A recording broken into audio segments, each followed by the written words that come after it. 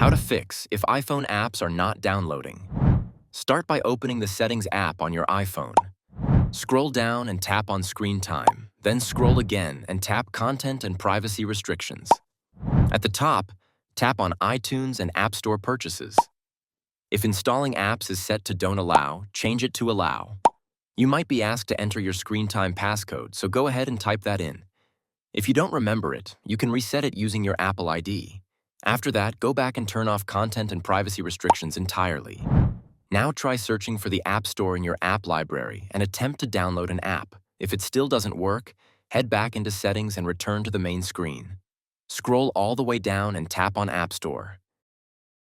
In this section, find cellular data and make sure both automatic downloads and app downloads are enabled. If you see options like Ask if over 200 megabytes, change that to Always Allow. This ensures apps will download even when you're using cellular data. Next, open a web browser and search for Speed Test, then tap Run Speed Test. You want to check that your internet is fast and stable. Anything above 5 megabytes per second should be good for downloading apps. If you're still having issues, go back into Settings and tap on your name at the top. Scroll all the way down and tap Sign Out to log out of your Apple ID.